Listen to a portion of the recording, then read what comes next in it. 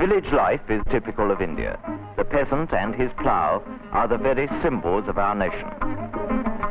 This is the story of a South Indian village with all its characteristic beauty and simple charm. At daybreak, the women and children go to bathe in the stream, while the cattle are led out to graze to the tune of their tinkling bells.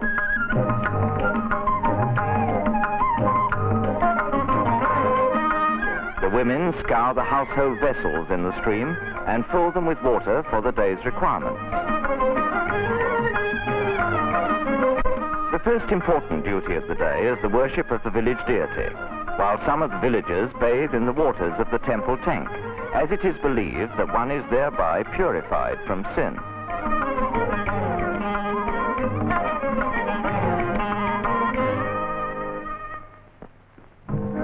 However poor he may be, the South Indian villager is noted for his scrupulous cleanliness.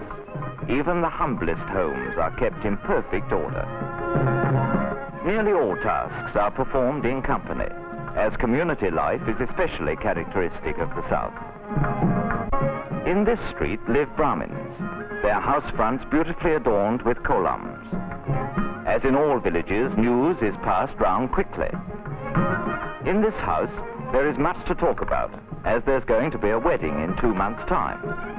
This must surely be the bride.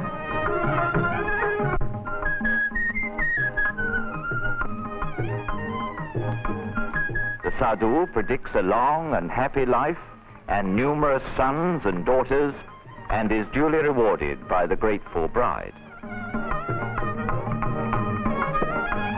The backyard is learning, as these happy little faces plainly show.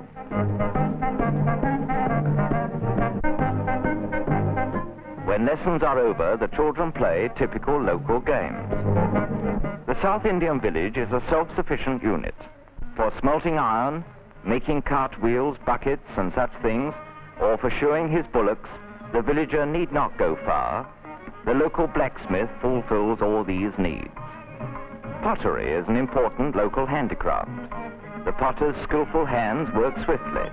Vessels of different designs and sizes are fashioned as if by magic. They are dried in the sun and baked in fire. From easily perishable pottery, we turn to the seemingly imperishable monuments for which South India is famous.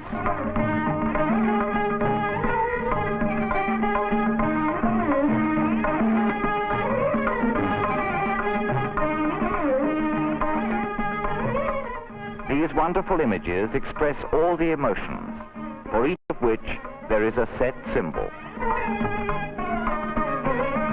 The coconut tree is useful in many ways, and both coconuts and leaves serve a number of purposes.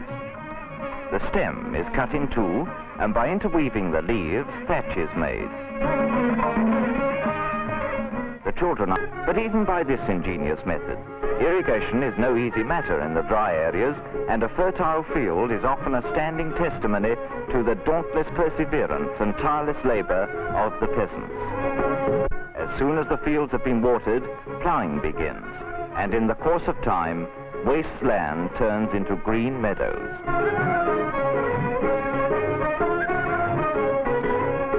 Whatever the villagers do, they sing their way through their work, forgetting their weariness in the joy of music.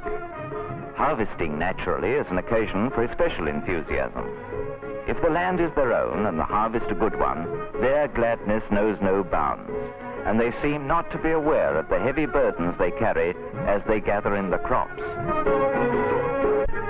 As the carriers transport the hay to the marketplace, they still sing their melodious folk songs.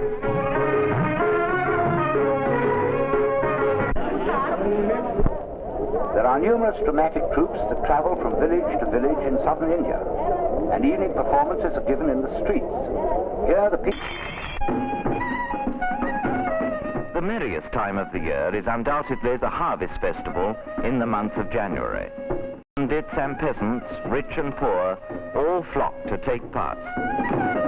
First, the images are carried in procession. The village dancer is much in evidence on these occasions, for the South Indians are passionately fond of dancing, which plays a great part in all their lives.